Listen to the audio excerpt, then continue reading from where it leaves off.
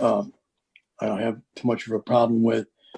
Why are they so serious? That's the thing. Like, it's like, how serious can they be? Like, it's stupid. It's a funny joke. Y'all are not acting lighthearted about this at all. Everyone's like out daddying each other with their phones up their nostril holes. It's just weird and tense.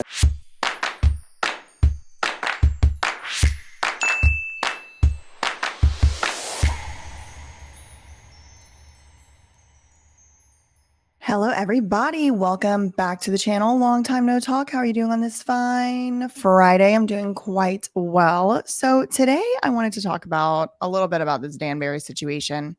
Now, I will tell y'all the last, I don't know, I guess like 3 days, I have been neck deep in Danbury City Council meetings. I have been looking at agendas, I have been looking at minutes, and I also have been watching and taking meticulous notes on the Danbury City Council meeting videos. Now, I didn't realize that these videos were available to the public until pretty recently, and I have definitely been getting a lot of information from those videos. Now, one thing I can tell y'all is that the meeting minutes and the agendas and the videos do not always add up. And I kind of caught Danbury slipping a little bit when it comes to former Mayor Mark Boughton. Now, we've spoken about Mark Boughton a little bit before on this channel. You might recall that he is good friends, apparently, with those propaganda radio show hosts who like interview all the mayors or whatever of Danbury. Mark Boughton also had to leave his post as mayor of Danbury, which he was mayor for like 20 years. He had to leave his post as mayor of Danbury to become the state tax commissioner whenever Governor Lamont took office. So we've talked about Mark Boughton here and there and everywhere. He's also, or he was also, the head of the steering committee for the Danbury Career Academy. And that's where I caught them slipping. I'm definitely going to tell you all the whole entire saga of what I found them hiding. But in all fairness, I do have a FOIA request out and submitted right now. So I'm going to see if Danbury will send me what is missing from the videos from the city council meeting. If they don't, then I'm going to have to tell the story in a different way. But hey, look, that's what public records are for. That is not what today's video is supposed to be about, though. Today's video is about a whole entire side plot having to do with the news comedian John Oliver. Now, he has a show on HBO. It's kind of like one of those sort of like Jon Stewart, Stephen Colbert types where he like sits down, has sort of like a parody news show. Well, one day, like back in 2020, I think it was around August 2020, John Oliver was doing one of his regularly scheduled skits on his show, and it was about jury selection and how those jury selection processes can sometimes result in discrimination. And of course, discrimination in a process that's supposed to be a constitutional right that you're supposed to be tried by a jury of your peers kind of implicates a lot of constitutional rights. So it was a big deal what John Oliver was reporting on. So I'm going to watch the clips today together with y'all, and we're going to watch it together. John Oliver makes this video. He kind of calls out the jury selections just in the middle of the video. He starts talking about Danbury, just randomly starts talking about Danbury and making fun of them. Well, there's kind of a back and forth publicly in the news between John Oliver, this comedian, and the now former mayor, but at the time he was the mayor of Danbury, Mark Boughton. So Mark Boughton doesn't really seem to appreciate the joke, doesn't think it's funny. And he comes back and he makes an appearance publicly in the news on his own. Now, the appearance that he makes, actually kind of funny, he says they're going to be naming the new sewer plant, the new sewage treatment facility after John Oliver. And he should have just left it there. They should have named it after him. If you're going to go out in the public and say you're going to do something, you better be prepared to do it. So later on, some other news show interviews Mark Boughton and says, were you serious about renaming the plant after John Oliver? And Mark Boughton basically reneges. He's like, no, that was just obviously a joke. And it was like, oh boy. So then, like I said, this was a back and forth. And what I'm telling y'all about is only a small amount of the back and forth. Like I'm leaving a lot of it out. There was other people weighing in. It was a whole thing. So John Oliver, obviously following the story, gets wind that Mark Boughton reneges on his promise, says that it was a joke, says it was just a joke, that he wanted to name the treatment facility after John Oliver. John Oliver then says he really wants the sewer plant to be named after him. They have to go back and forth. Then John Oliver does this thing where he calls Mayor Boughton's bluff. And I honestly think it was brilliant. Look, listen, I don't watch John Oliver. I don't know if I really love him, hate him, anything like that. I don't like to take strong positions on people like that. But I will say, from a comedy perspective and from an art of argument perspective, it was brilliant, because then John Oliver makes an offer to Mayor Boughton that is very difficult to refuse. He says he's going to fund a bunch of food banks and teacher fundraisers and all kinds of things in charitable donations if they name the sewer plant after him. So basically, John Oliver forces Mayor Boughton into a corner whenever Boughton should have just kept his damn mouth shut. John Oliver forces him into a corner, calls his bluff, and he says, okay, well, either you name this treatment facility after me, like you said you were going to do, and I'll give all this money out as charity to your city and to your state, or you don't, and now they're not going to get all this money. So John Oliver kind of forces the city's hand, and the city is only in this situation because Mark Boughton went and opened his big mouth. So the whole point of the video today, and it is going to be a very long video, but the whole point of today's video is we're going to react to a publicly available YouTube video. It's a Zoom session from the Danbury City Council. It was uploaded to YouTube in October of 2020. So it must have been between August and October 2020 that this meeting happened. And basically, it's the whole city council having to sit around, argue with each other, and discuss meaningfully the pros and cons of naming the sewage facility after John Oliver.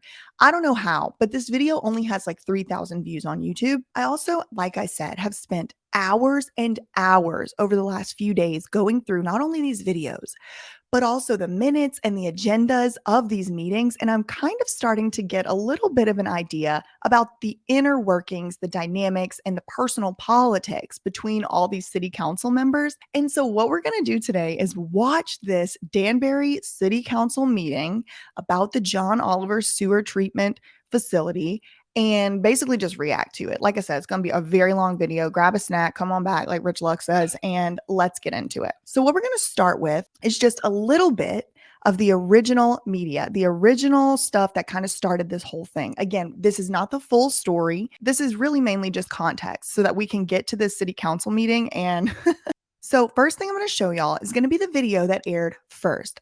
Like I said, it's a video about jury selection. And as examples, John Oliver is using cases from Connecticut where this jury selection process has been flawed. Now, in the middle of that, he's talking about cities in Connecticut, and then he just throws Danbury under the bus.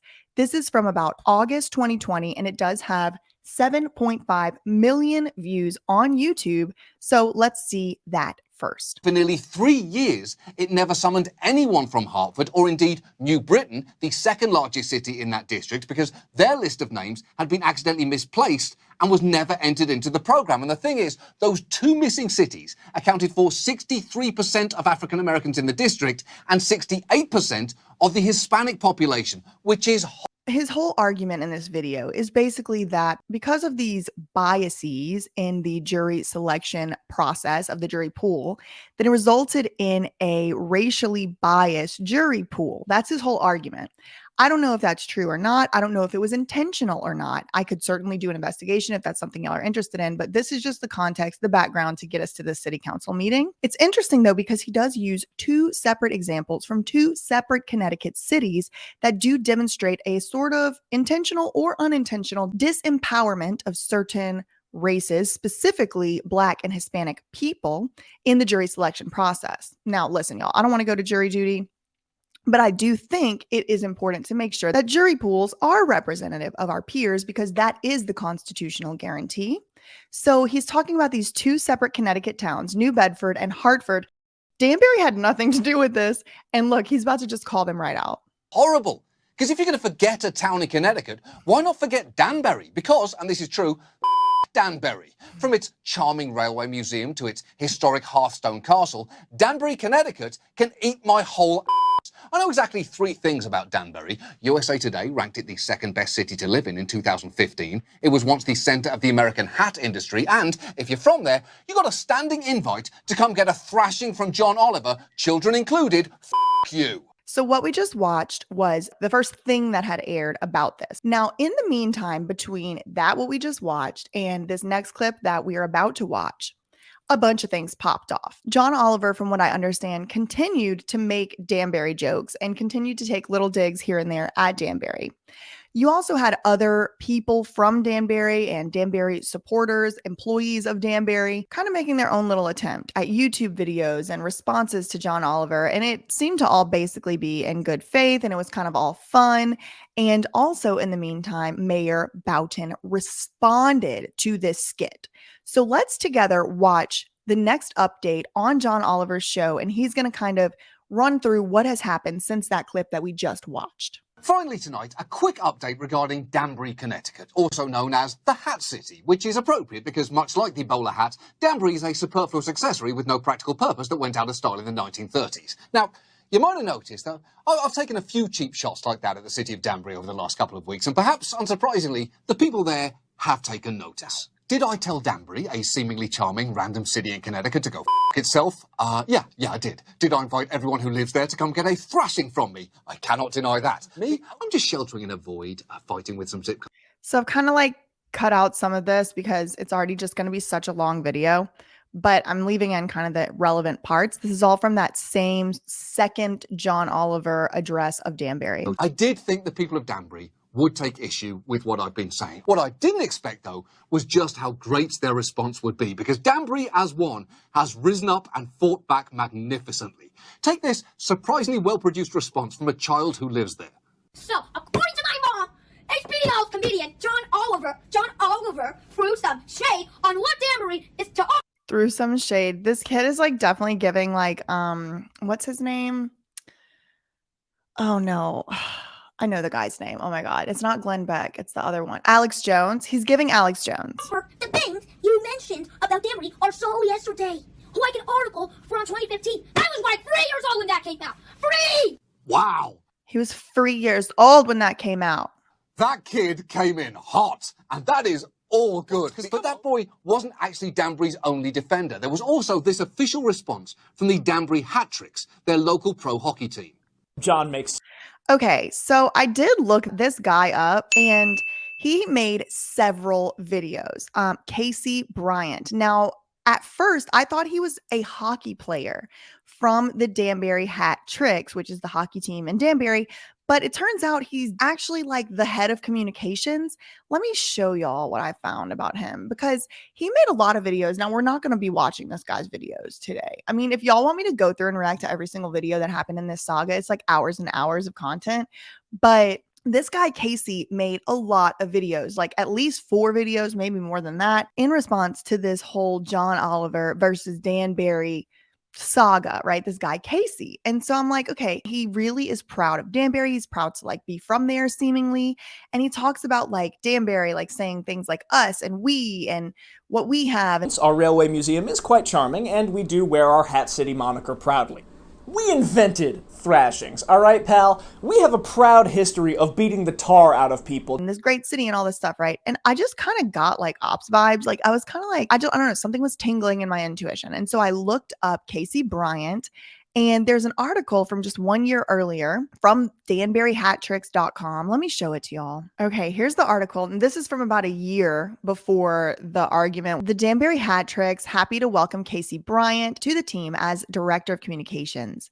He will handle media relations duties, be involved in business development with a focus in group sales. He used to work for MSG Network. This is what I think is important. It says Bryant, that's Casey Bryant, is from LaGrangeville, New York, and he graduated from Marist College in 2017 as a sports communication major with a minor in, I knew he was a theater kid. I was watching this last night with Prem and my other friend. John? Did we just become best friends? I knew this day would come. Let me tell you about my best friend. And I was like, this is a theater kid. And I'm just now putting it together. I'm like, oh my God, I'm always right. I'm always right. I minored in theater in college. Anyway, so Casey Bryant, he's like talking about we about Danbury, like we this, we that. And it's like, girl, you ain't even from Danbury. Be quiet. But at the same time, I do have to admit that you don't have to be from Danbury to really, really care about what's going on there. Look at me and Sean Reyes as examples. Back to this John Oliver thing. Let's see what Casey had to say. Casey Bryant had to say in one of his videos responding. Several valid points. Our railway museum is quite charming, and we do wear our Hat City moniker proudly. He did his research like any intrepid reporter should. Which he is. There is one area, though, where John did not do his homework, and that is, of course, the idea that he could give anyone in Danbury a thrashing. Again, very good. Honestly, Danbury might want to seriously consider changing its nickname from the Hat City to the young people who seem more than capable of taking over my job city. Although I'm really not sure. Like I said, I don't really watch John Oliver. I really don't watch anything that consistently other than old seasons of Survivor. But it's kind of one of those enemy of my enemy is my friend type of thing or whatever. It's like, I don't know anything about John Oliver, but I have got to agree with him on this because he's dunking on Danbury and it's funny. But the strongest response by far actually came from the mayor of Danbury himself. Behind me, you'll see the City of Danbury sewer plant. And we are going to rename it the John Oliver Memorial Sewer Plant. Why? Because it's full of just like you, John. Excellent. Simply excellent. I mean, just call. It was funny. It was a zinger. I got to give it to Mark Boughton, current tax commissioner of Connecticut, possible current head of the steering committee for the Danbury Career Academy. Not sure if that creates a conflict. It might. Calling it the John Oliver Sewer Plant would have comfortably been enough, but they went a step further and went with the John Oliver Memorial Sewer Plant, which is completely appropriate because it does seem that I've just been murdered by the city of Danbury. And I love everything about this, not just because that's a superb joke, but because I know just how valuable that poop factory is to Danbury. We actually dug into their 2019-20 adopted budget and found the Danbury sewer system was by far the most expensive public utility project for that fiscal year. They spent $103 million upgrading it, more than 20 times their next budget item. And normally I'd make some easy joke about this was back in 2019-2020 budget, and their highest budget item was $103 million in the utilities section. I will say they have gotten approved a $207 million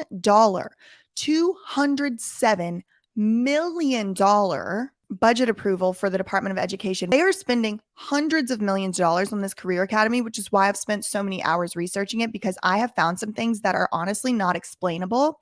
I have reached out to Jan Geigler for some clarification on things, and she has ignored my emails. I will be emailing her back today. We'll get into that whole side project later. Any other discussion? Councilman Perkins.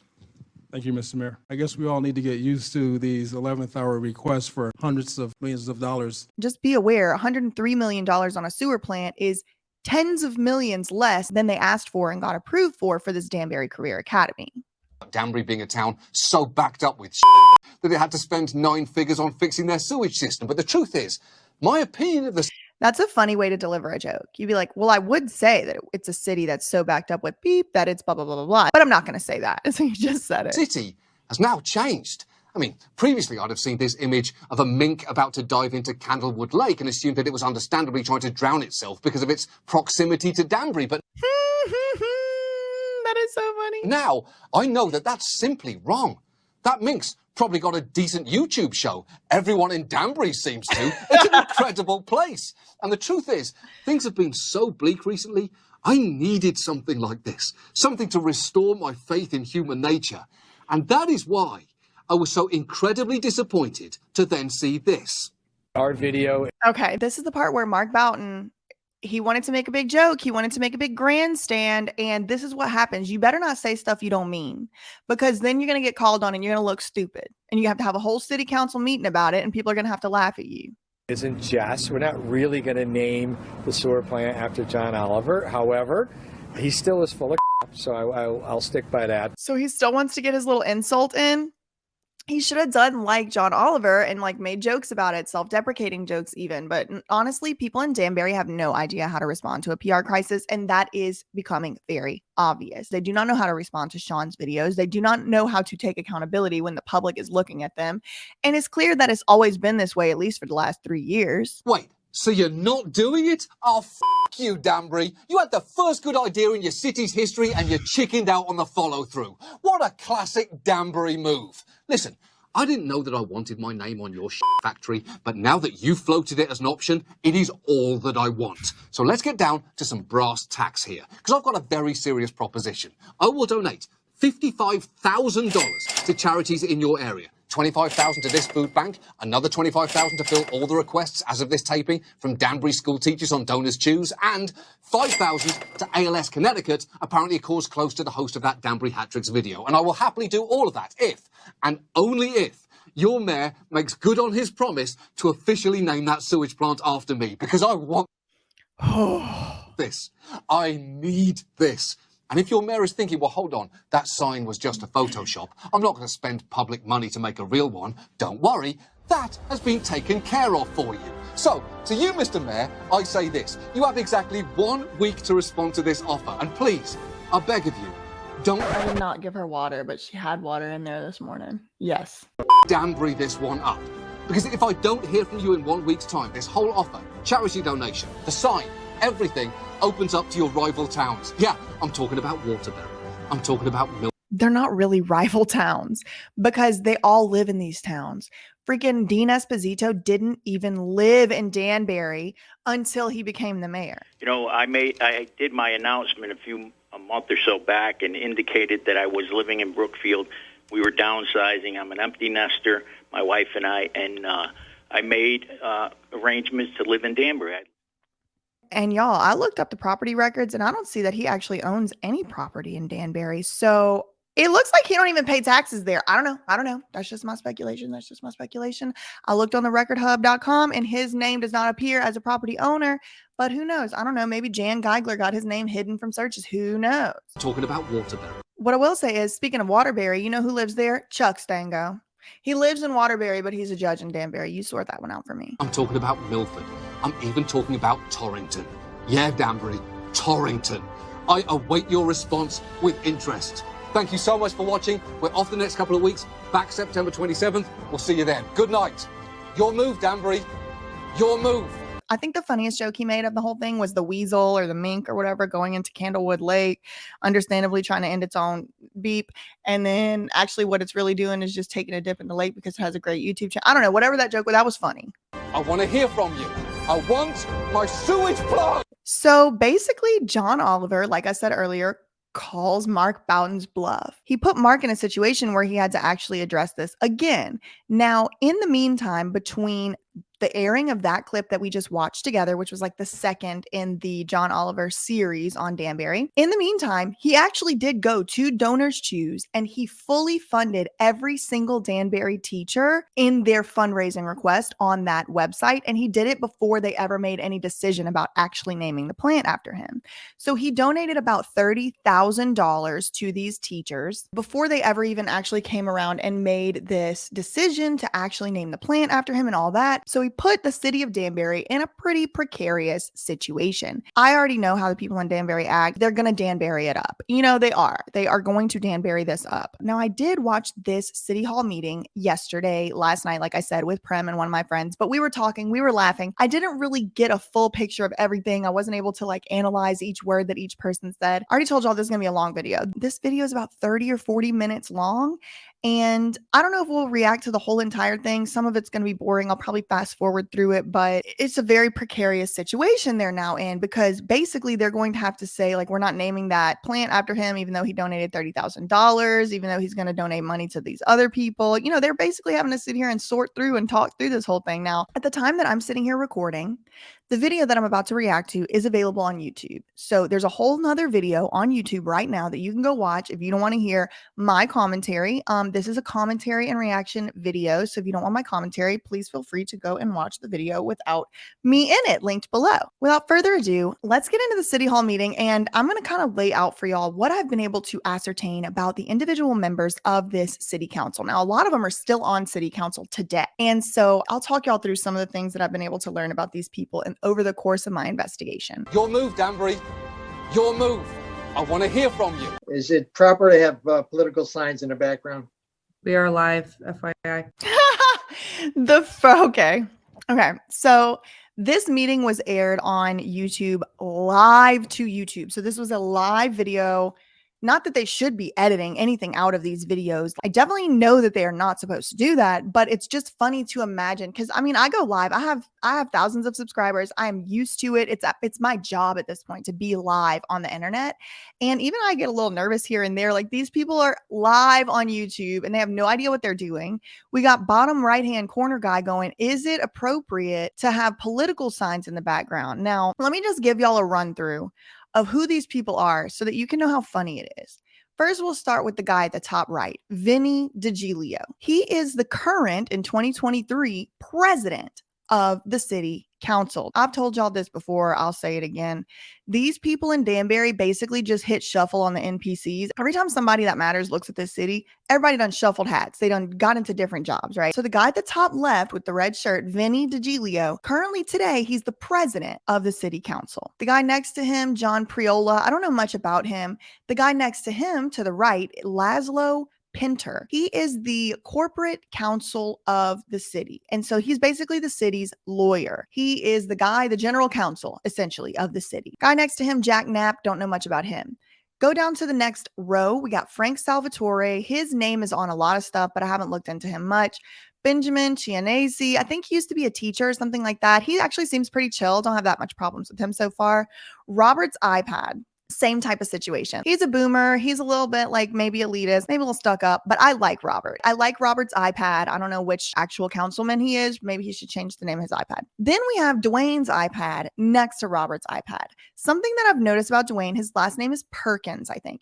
He actually is not scared to tell these people on this city council exactly what he thinks and exactly what's on his mind. Any other discussion? Councilman Perkins. I guess we all need to get used to these 11th hour requests for hundreds of millions of dollars. He does disagree with them sometimes, and he calls them out on their stuff. I don't know what all these people's political affiliation is, but I do know that most of them are Republicans. Now, I hate having to do this, but for the purposes of this video, I think I'm going to have to make a little disclaimer. I am not a Republican. I'm also not a Democrat. I actually, truly, I believe y'all should be able to do whatever y'all want to do.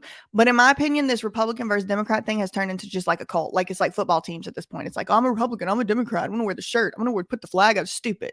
Stupid. I am on the side of the truth. I have one God. It's the truth. And both of them parties lie. Sorry, they do. Sorry. Both of them are full of shit. Just like the sewer plant in Danbury. So I don't have a political affiliation. I truly don't. And people who follow my channel, y'all do. Some of y'all Republicans, some of y'all are Democrats, some of y'all libertarians. That's great. Thank you. Thank you for watching these videos. Thank you for being the type of person who can subscribe to a channel who isn't in your same political party. Because the people who can't do that, I'm sorry, they're in a cult. I'm sorry, they just are. So for purposes of this video, just to completely disclaim, I am not affiliated with Democrats or Republicans at this point. I'm just not. Okay, so let's get through. Going down to the third row. So we have Councilman Roberto Alves. Now, Roberto is very interesting because this guy, Roberto Alves, he ran against current mayor Dean Esposito in the most recent mayor race. So this guy right here, Roberto Alves, he actually appeared on that radio station. He gave his side of things and everything. Now, I think he lost only by a few votes, Roberto Alves. He only lost by a few votes in the mayor race. And now a big topic of discussion at the Danbury City Council meetings is that Danbury is gerrymandering their voting district such that they would devalue votes of certain racial groups, specifically Hispanic people.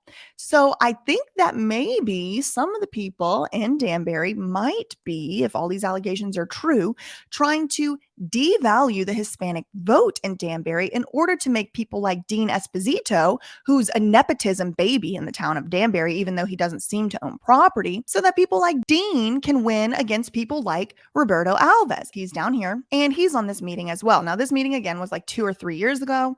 Next to him, we have Joe Cavo. Now, we are very familiar on this channel with Joe Cavo. He's the one who went on the radio show, lied about Sean Reyes, lied about the Constitution, and put on some propaganda in order to persuade people that what happened in Danbury at the library was somehow acceptable. That's him right there, Joe Cavo. In this video we're about to watch back in 2020, he was the city council president. Now, if you will remember, the guy at the top left, Vinny DiGilio, he is now today, as we sit here speaking today, he is now the president.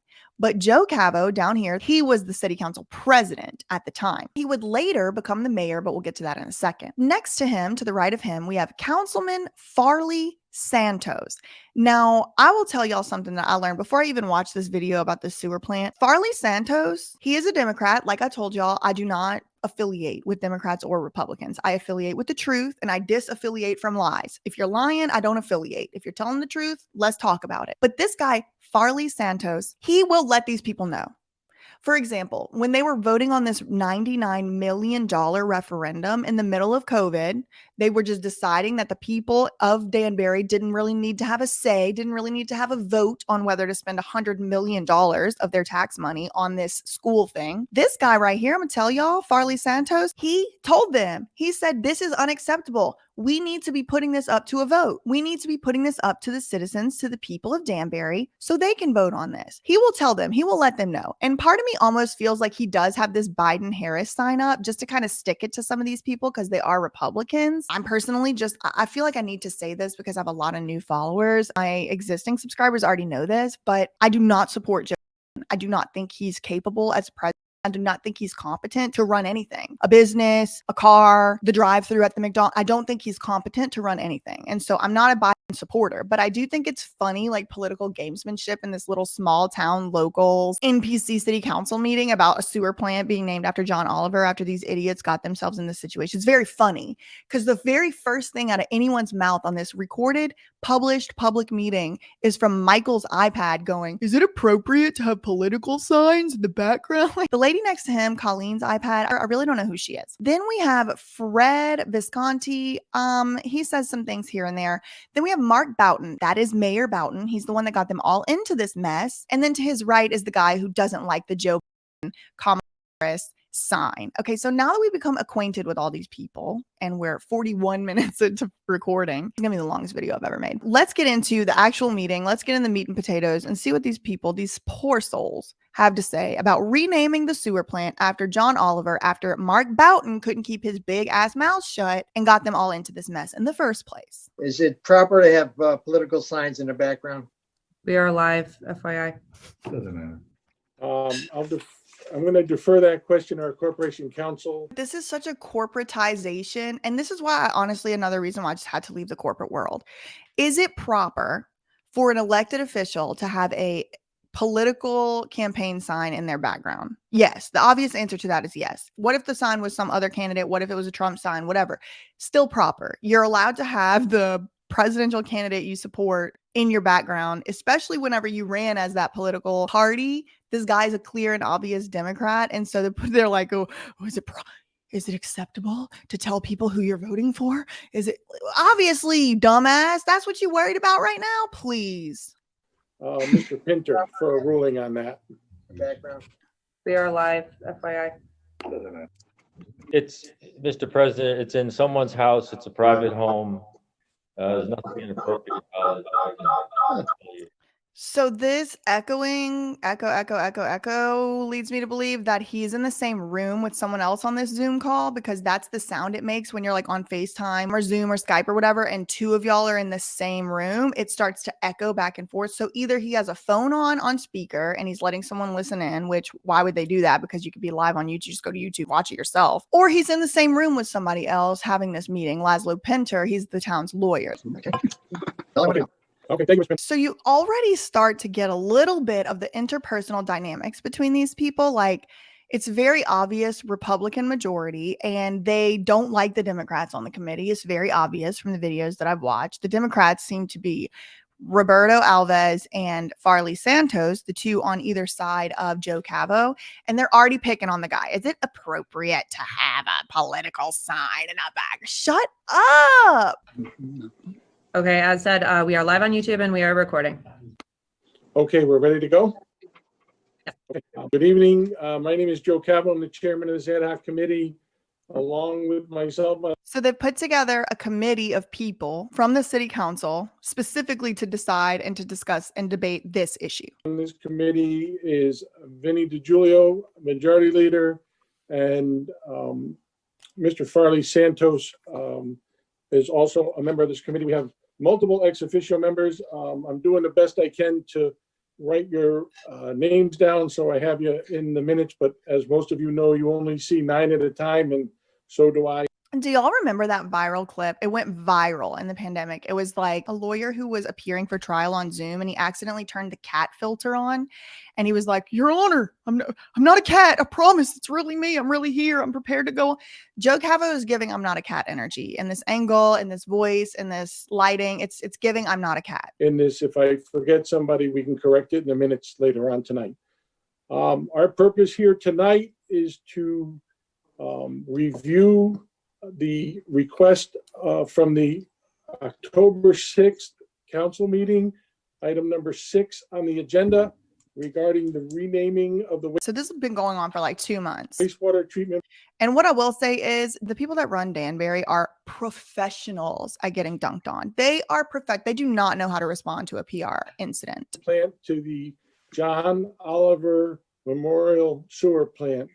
And I'm going to go right now to. It's so stupid. Okay, just to let y'all know what I would do. If I was Mark Boughton, I never would have gotten myself in this position in the first place. Ever would have gotten myself into this position, because if I said I was going to rename a sewer plant, it was getting renamed. I would have already had everything in place to make sure that that was going to happen.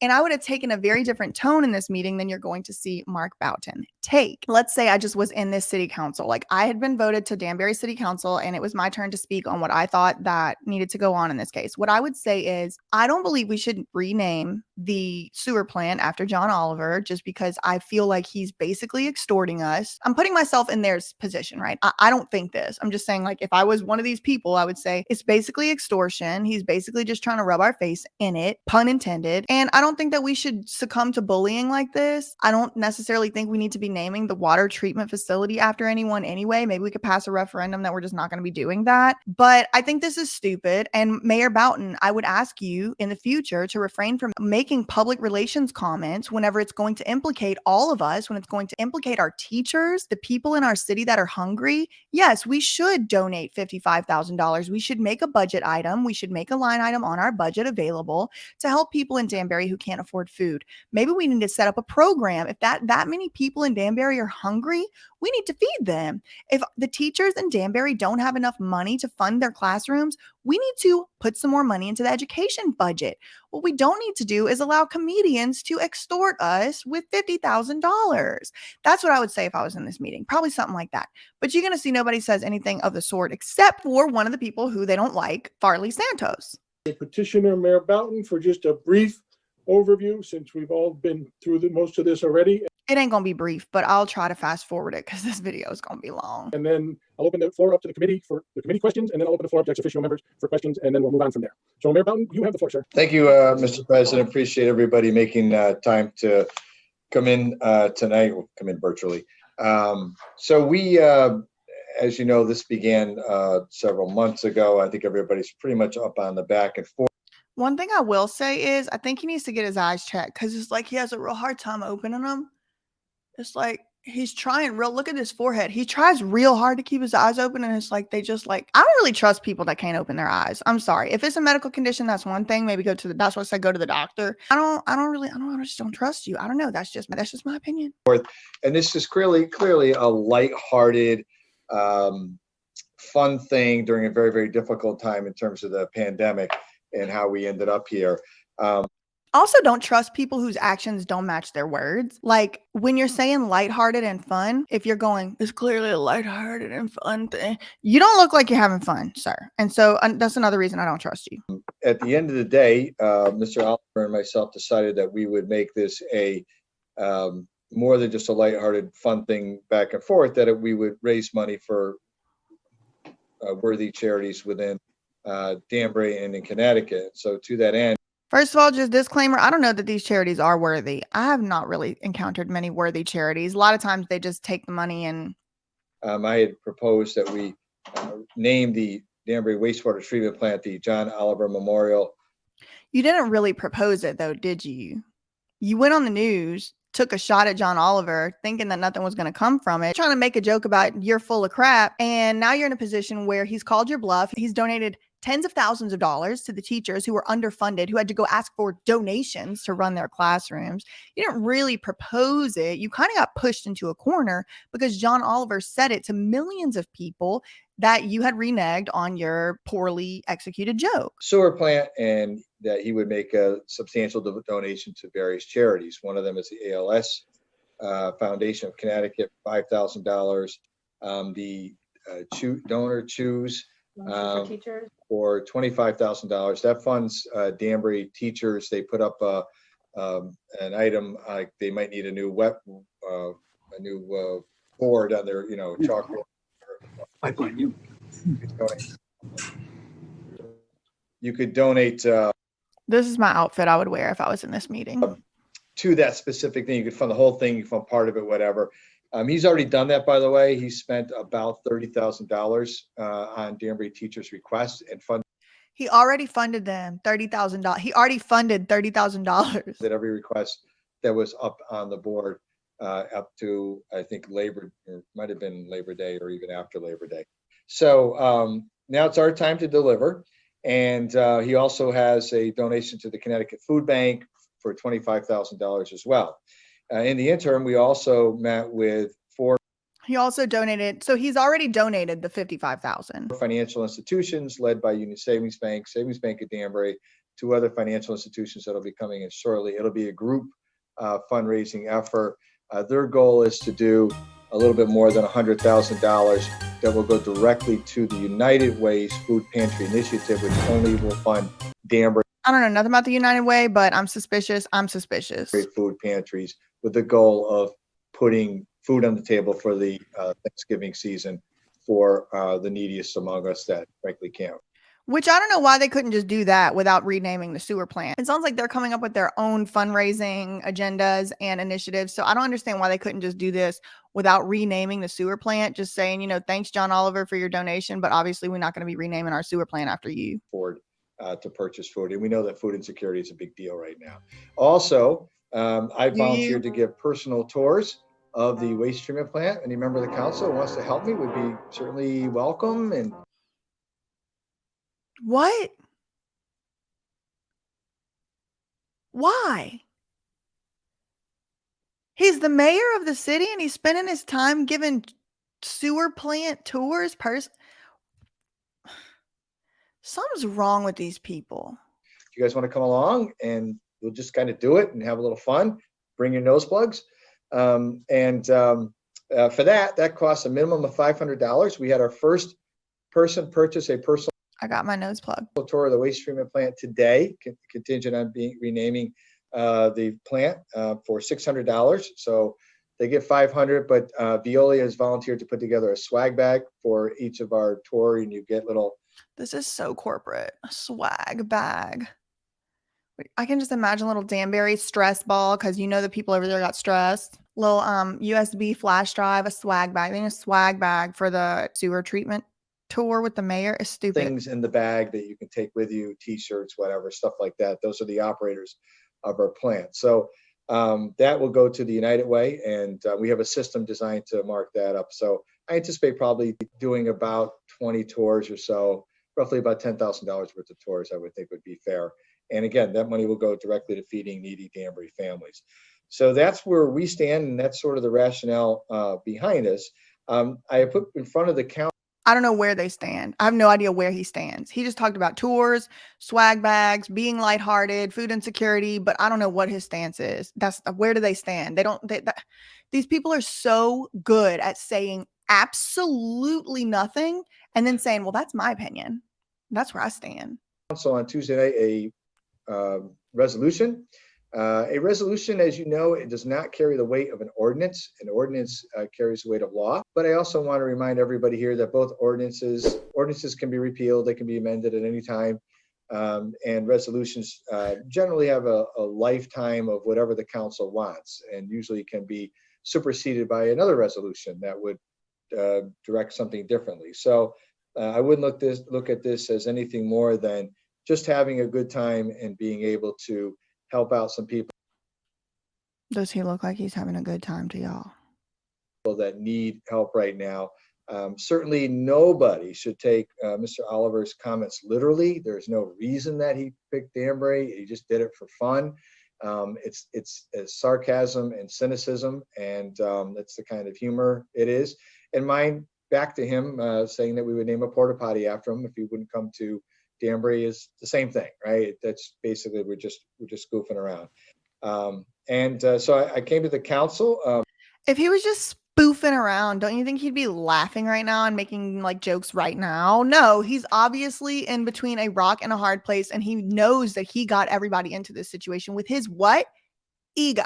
Because I wanted to present him with an actual resolution that was voted on by members of the city council to do this. And I want to collect the donations and get those going. That fundraising drive. That's another thing too. It's like, even if you really, really need money, and honestly, especially if you really, really need money, there's some stuff that's just more important. Your reputation. I'm not saying in this case it is more important, but what I am saying is, in the business world, in this sort of capitalism structure, it's like money is the final thing. Everything else comes into a consideration below money.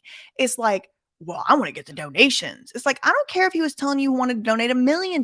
You have to really consider like what he wants you to do. Now, is it really that big of a deal to rename the sewer plant after John Oliver? No, I guess not, especially considering Mark Boughton's ego and his big mouth are the only reasons that they're in the situation in the first place. But it's like, oh, I want to get the donations. Like, in the business world, that's just, it's so gross, because that is really what people say. And it's like, that's the bottom line. We need this money. Am I really going to defile this grave for money? Of course I am! And you're going to see, as the people in the city council are talking about it, it does seem to be their primary consideration, except a couple of them, Robert's iPad included. The way from the banks includes a bank check that they're going to write, and then they're going to ask their employees and their customers to match whatever they write with. So just so you know how that works. But that'll be handled internally with them. We won't be handling the money at all. That'll go directly to the United Way. But I'll get. I wonder what the chances are that he's friends with the person who's going to be handling the money. I just wonder. Reports each week, and I can certainly share them with the council as we get closer to Thanksgiving. So with that, Mr. Chairman, that's pretty much where I'm at. And if you have any questions, be happy to answer them for you. Okay, thanks, Mayor Boughton. Can y'all imagine going through and watching? This is the most exciting city council meeting I watched. I probably watched 5 of them. They're all an hour to 3 hours long. I have to sit here and take notes on these people. The things I do for y'all. The things I do in the interest of journalism, the truth, and justice. Keeping folks, if you're not speaking, could you please be sure to mute your microphones? So. Oh my God, we had a little snafu at another meeting since this one where somebody's mic wasn't muted. I'll make a video about that. It just cuts down on all the background noise, because there is some chatter in the background, and we'd like to have those microphones muted, please. I'm not a cat. So at this point in time, I'm going to open up the floor to the committee members for their comments, and then I'll move on, see if that causes question and answer, and then we'll move on to ex officio members. And y'all remember, this is the guy who went on that radio show, did the interview, and then when Sean asked him about it, he didn't recall. And I had a lot to say on the radio. You did a radio interview concerning the library, did you not?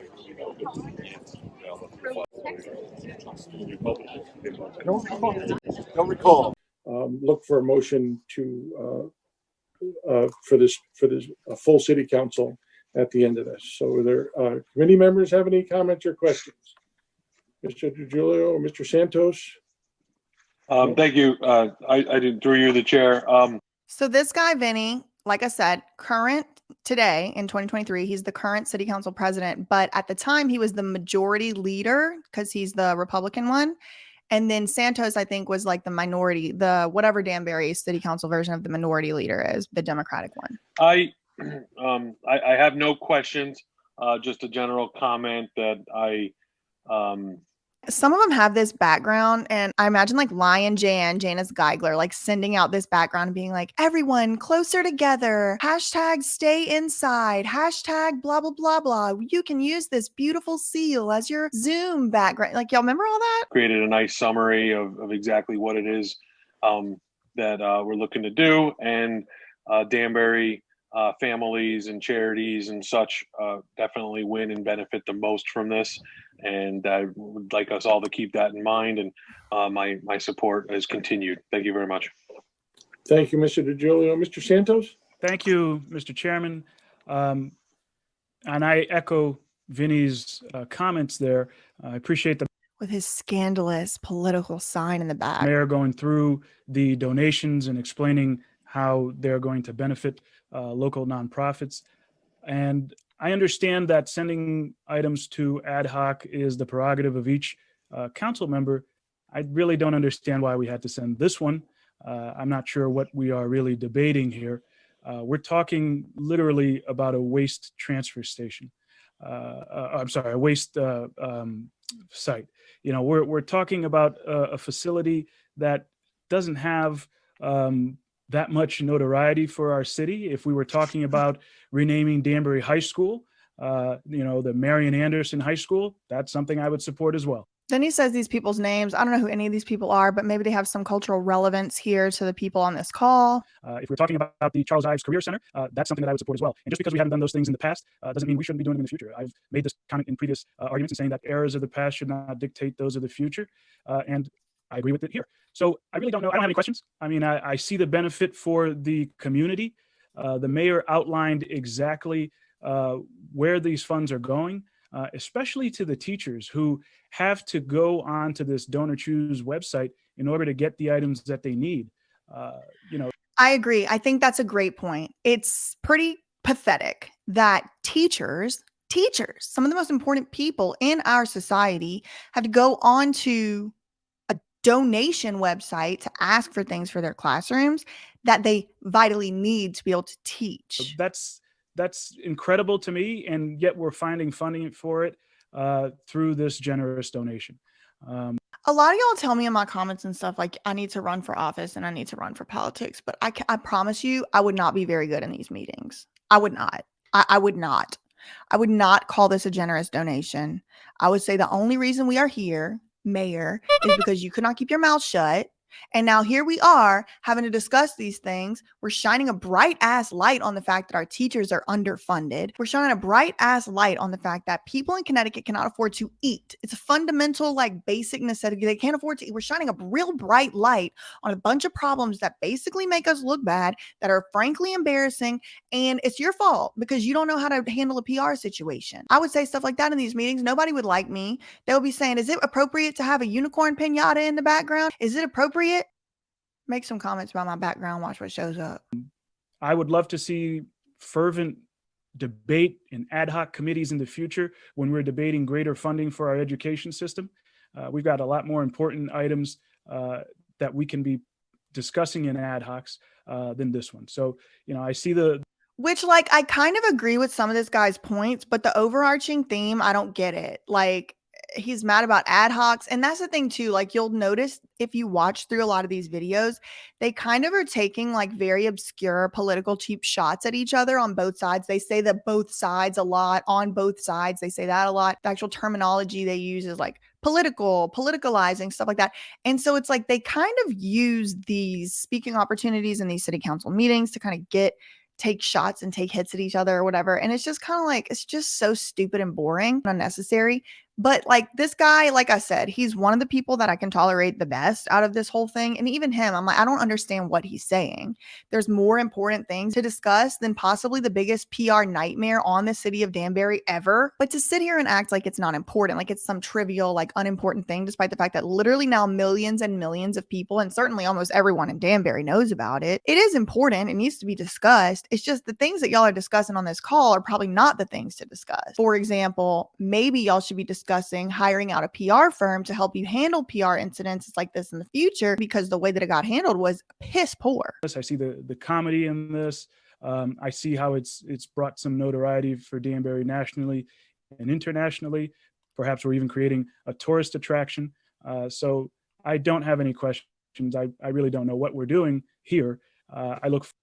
Well, let me clear it up for you, Farley. What y'all are doing is deciding whether or not to name the treatment facility after John Oliver, because now he's called Mayor Boughton's bluff. And so y'all are going to decide to put forth this resolution, which may turn into a referendum in the wake of a terrible PR misstep by Mark Boughton. And if you decide to name it after him, your city will receive funds. If you decide not to, the city still receives funds. So that's what you're doing here. Hope that clears it up. Forward to voting in support of it and passing it forward. Thank you, Mr. Thank you, Mr. Santos. Appreciate your input. Okay, so folks, I'm not a cat. I open it up to ex officio now. You're going to have to say your name because I can't see. I can only see 9 at a time, and we have, at least. Poor thing, bless his heart. And this is what's given the not the cat energy. Mr. Ponton, I believe you have a filter turned on in the video settings. You might want to take we're a trying look. can you hear me, Judge? I can hear you. I think it's a filter. It is, and I don't know how to remove it. I've got my assistant here. She's trying to, but I'm prepared to go forward with it. I'm here live. I'm not a cat. I can see that. I think if you click the up arrow. He don't know how to make his screen go to the full gallery view. He also clearly does not know that other people can make their screen go to the full gallery view. It's just a big disaster. And it just honestly is triggering. It's traumatizing. It reminds me of having to be on Zoom meetings with boomers for months. At least 12 or 18 in attendance, at least 18 in attendance. So if you could, just please shout out your name, and then I'll try to recognize you, and I'll get you in order. So are there any ex officio members that wish to comment on this item tonight? Mr. President? Okay. Is that Mr. Rotello? Rotello has some things to say, but we're going to probably fast forward. Let's see. That's me. Gotcha, Mr. Rotello. You have the floor, sir. Can you hear me? Okay. All right. I have a question I'd like to direct to Corporation Counsel, if I may. Yes, Paul. Mr. Pinter, sir? To begin, I just want to make a comment about Councilman Santos' comment. Okay. This is the part where the politics start. So Rotello, he does not like what Santos just said. He's taking it personally. So he's going to clap back live on YouTube.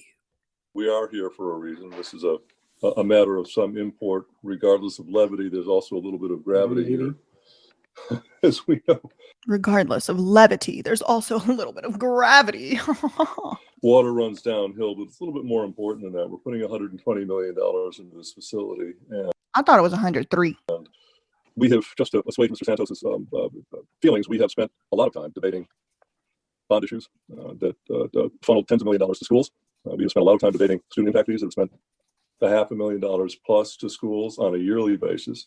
And the idea that we simply don't examine an issue because we don't feel like it, or somebody doesn't feel that they need to do that is not specifically how the council. It also kind of feels like a little bit of a generational divide. Like this guy's kind of like an old coot, and then the Farley Santos guy is like younger and all that. And so it kind of feels like a little bit of like a oh, Farley thought he was going to tell us something. Well, let me put him in his place. And he like doesn't really do a good job at it. Like, is he in a hotel? It's taking a few minutes out to do an ad hoc, and this one won't last more than 30 minutes to 45 minutes, is a small price to pay, I think, to get the kind of information that some of us need. I'm sure Mr. Santos is completely confident about his own thoughts, but some of the people on the council are not and would like a little bit more information. So that's why we're here. There's nothing political about it. There's nothing nefarious about it. We're just trying to look for a little bit of. See, they really like using the word political. I want to remind y'all that at the beginning of this video, Mayor Boughton said that this was a funny, lighthearted issue. And nothing in this meeting so far has been funny or lighthearted. It seems kind of tense. It seems kind of hostile. And it doesn't seem like these people work together very well. Mr. Pinter, I'd like to, if you can explore the difference, or just explain the difference to me between a resolution and an ordinance, especially as the mayor has pointed out. It seems a resolution seems to come with a time limit. I'm not sure this one has a built-in time limit, whether it's 6 months, a year, 50 years, 25 years. Do we set that time limit tonight? Do we sunset it? Is it automatically sunsetted? Obviously, I know that we can always come back and undo this, but if we don't do this, would this be a permanent resolution that would last until we don't do it, like an ordinance? Or does a resolution actually expire at a certain point? Okay, I see what he's asking. He's like, what really is the difference between a resolution and an ordinance? A resolution is more just like a position that the city or that a political body would take on a topic. What he's asking is, does a resolution expire, basically? Councilman Rotello, thank you for that question. There isn't any established date for this activity, this action by the council. This is an action that's a representation of the council's authorization to take an action that has been brought to you by the Chief Executive's office. Again, I just want to narrow the answer to your question that this is an authorization by the city council forwarded to you by the mayor. So what they're basically voting on today in the city council is whether or not to authorize the mayor to rename the sewer facility after John Oliver in exchange for receiving funds for these charitable causes. There's no specific time limit built into this. It would essentially last until this council or another council Yeah, that would be the name of the sewer treatment facility. Yes. decided to sunset it, correct? Well, as the mayor indicated at the meeting on Tuesday night, the resolution is in place. Resolution can be withdrawn or amended later on. Right. It's still like an ordinance. It would be permanent until it was undone, until it was rescinded. Yeah, but no one voted on it in the city of Danbury except y'all. The plant has a funny technical name. Do you know the actual EPA or deep designated Now they're going to try to eke out a technicality like, oh, would this just be the ceremonial name? nitrogen? What's the official name of the plant? Well, we commonly have terminology in certain documents. We've lost you. Yeah, sorry, I'm back. I can't. Okay. Commonly on certain documents, what we've used is the WWTP, the wastewater treatment plant. There's another term for it that's been used too, similar acronym, but they generally have the term wastewater treatment, either facility or plant, in the name of the facility. That is what's used for the different authorizations. Is it preceded by Danbury? Usually you have a caption. This renaming this, I don't even know what we want to call it, this lighthearted or just you receiving funds for grants that have already applied for. This will have no effect on that. Honestly, sitting back through this again, I'm going to have to tell y'all right now. No way. No way I can run for office if this is one of the requirements, sitting through this type of shit. A beneficial action by all parties. Look, members of the council had some issues with this. Thank you, Director. Lord have mercy. I am bored. Appreciate that. Okay. Any other member, ex officio member, wish to make a comment or ask a question of either Mr. Pinter or Mayor Boughton? Can I follow up, Joe? I need a fidget spinner. Sure, Mr. Chianese, you have the floor, sir. Thank you. I just want to follow up on Councilman Rotello's comment. Their camera angles are so intimate. They're like, I feel like, how do you even get that angle? Just so I understand, I mean, I think it's great we're getting all this money. I commend the mayor for all this. Money, cash is king. Gotta talk about the money first. I think the money's great. It's money. Fantastic. But the question just so corporate goes, if we had to go for bonding again, what would we call it? Would we use the John Oliver Memorial Sewer Plant? Yeah, that's the name. That's going to be the name. As the name of the man wants a road sign. He's saying if you want to go for bonding, meaning if you want to go make financial transactions with this treatment center or its operations as any type of collateral or financial asset, would we call it the John Oliver Treatment Center? Like, yeah, that's the whole thing. He wants the treatment center named after him. Facility, or we would go out to, let's say, it's the Danbury Sewer Treatment Plant. I mean, how do we go forward with it? That's my concern. We would use the name we've been using. So Laszlo Pinter's position is that this is just going to be a ceremonial name. So they're going to half-ass name the treatment facility after John Oliver, but then on all the official records and stuff, they're just not going to go with that. And it's like, I don't think that's why John Oliver is donating $55,000. I really don't. Okay, and that's the key point right there, Les. This is just a ceremonial, a street name, or it's just like they do in New York City. It's really very simple. And this is the thing. They're Danburying it up. Words have meanings for a reason, y'all. I think that's the key here. I think if that's, I mean, with that, I think I'll support it with that, since it's only a ceremonial thing, unless I'm incorrectly understanding that. So I will support that if that's how we're going to go forward with it. I'm agreeing with that. Thank you. These people have such weird vibes. Like, it's low vibrations is the only way that I could describe this. Thank you, Mr. Chianese. Any other ex officio member? Mr. Tabb, you have to unmute yourself, Bob. Am I unmuted? You are. Okay. I kind of like Robert's iPad. Okay. Well, to be honest with you, I prefer something like the City of Danbury wastewater treatment plant. But we, the taxpayers, have paid for it. And I just don't feel, when I say it's trivial because almost making a publicity thing now, those savings have been very, very good over the years to many towns. It's nice to have $25,000. The funny thing about this to me is probably most of the people on this city council could just write a $25,000 check, just be like, give it to the teachers. But they're sitting here having a like fla-ta-la over whether or not to rename their sewer treatment facility over this weird ego war that's now become like massively publicized over $25,000. Really? With you, there's much more that's needed in education than the $25,000. And I guess I'm sort of disillusioned, okay? And maybe I'll mention this at the meeting. Robert's hairline is immaculate. Look at that. Full head of hair. Because we have had so many more important issues before the council, from the budget to the matrix plan. So it seems like he's kind of agreeing with Councilman Farley Santos. So I wonder if Robert is a Democrat or a Republican, because if he's a Republican, then he's kind of crossing the party lines. If he's a Democrat, he's towing the party line. We have not gotten that response, and I just don't see where our priorities are. I'm going to abstain because it obviously...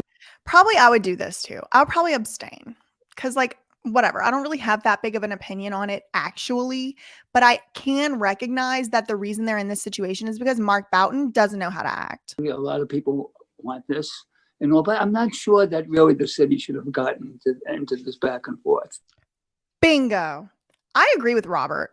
Okay. And I don't... On this one. I don't know what his other positions I agree on or not, but this one I do. Maybe I just don't have a good sense of humor. I guess that's what it is. No, I think that this just isn't funny from the perspective of Danbury. It wasn't a joke. It was a lie. There's a difference. We're going to name the sewer plant after. Don't say you're going to do something that you're not actually prepared to do, because then you get caught on it. Then you get called out on it. Now we have a whole city council meeting where everybody's got to talk about it. And I agree with Robert. Robert for mayor. But actually, I don't know. I don't know how he acts. But on this particular issue, I agree with him. I just wanted to make that point. Or if there was one individual that was responsible for engineering the waste treatment plant and having that person's name on it. So, okay, I disagree with that. And someone else is going to say it in a second. It's not really a badge of honor to have a shit treatment facility named after you. so forth. I have no problem with it, to be honest. That's all I'm going to say. Okay, thank you, Mr. Tabersack. Appreciate your comments on that. Any other ex officio member? Hey, Joe, I got one. Mr. Perkins, you have the floor, sir. Thank you, Mr. Chairman. Just back up a couple of the statements made by these ad hoc meetings are very important. Establish that this renaming is superficial and more ceremonial. It makes me lean more toward, sure. I'm just wondering about the continuity of funds. Is this a one-time shot, or is this something that will continue? Okay, Mr. Perkins, I think I'm going to turn that over to Mayor Boughton for an answer on that. Thanks. Thank you, Mr. Chairman. I just want to say a couple of things quickly as it relates to the name and this issue of ceremonial. We have a police station, which is referred to all the time as the Danbury Police Station. We have a firehouse, which is always referred to as the Danbury Firehouse on New Street, which is really the Bertalovitz Firehouse.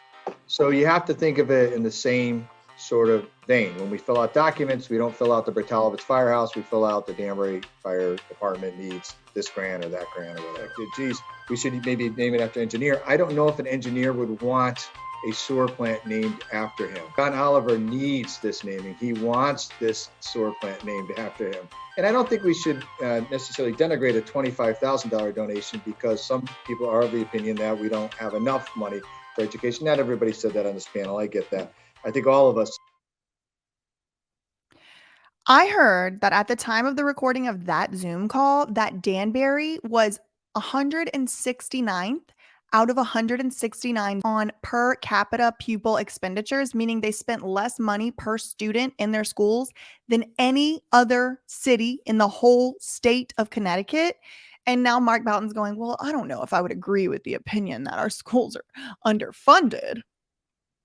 I think it's fair to say everybody on this panel, whether you're a supporter or not, is grateful for any donation to any of these entities and organizations. That it's a good thing. Are they ongoing? No, they're absolutely not an ongoing donation. And I would disagree with Mr. Tabersack. What generated these donations from the banks for the pantries was this specific action. The call that I got didn't say, hey, Mayor, now they did say today in the paper, we'll do it anyways. But they didn't say, when this first started, they said, we hear you doing this. we like this. We want to get involved. How can we as a economic or financial institution get involved? So this spur. He's basically saying that, look, listen, let's not mischaracterize. If it weren't for John Oliver doing this PR stunt, the banks and all that, we're not about to donate anything to the United Way. Is because John Oliver made this big publicity stunt that we are getting these donations from other people at this point, these financial institutions, etc. And I think it's something that all of us, I think everybody is grateful for it one way or another, whether you're for it or against it. I know they love like talking for each other and finding like some fake common ground. Like, I think everybody is grateful. Like, it's very obvious that not everybody is grateful. All of you guys well enough to know that you're always thankful when something comes in. It's almost like, I know you guys and you're grateful. Like, no, they're not all grateful. Some of them think this is stupid. For the city, regardless of what organization it's going. Oh yeah, I appreciate that explanation, but I just wanted to make sure that we were clear on the importance of ad hocs, and we're also clear on really the genesis of. It's funny because it's like too many chefs in the kitchen. It's like all these dudes want to be the daddy. They all want to be the one that's like, I just wanted to make sure that we were all clear and everybody knows how important it is that we're here. And this is definitely not a waste of time. Like, it's like they all want to like out daddy each other. They want to be the daddy of the group. In this whole thing from this point forward. Thank you, Mr. Mayor. Thank you, Mr. Perkins. Any other ex officio member? Seeing none, I'm going to go to the committee for a Mr. Joe. Motion. Oh, who is that? It's me, Elmer. Oh, Elmer. I also like Elmer, and he asks a good question. Listen to what he has to say. Hi, Elmer. Elmer, you have the floor. Mr. Palmer. Yes. I'm very happy to see that, people want to come and help all of food banks in Danbury. But I have a question. This donation will be 100% to the food banks, or will all the organizations, whoever get the donations, will take their percentage to their organization, or will go directly to the banks in the food banks in Danbury? Okay, I'm sure I had that discussion with the mayor, and he can answer that for us right now. Yeah, so absolutely. Thank you. So the United Way, first of all, 100% of these donations will go to the food pantry. So there's no admin fee that they're taking out of it. The United Way will divvy this up amongst the 10 area City of Danbury food pantries that serve our community and the greater Danbury area as well. Places like one at St. James Church, New Hope Baptist Church has one, Walnut Hill, Hillside. Oh, somebody is in there with him. You just heard someone say Walnut Hill.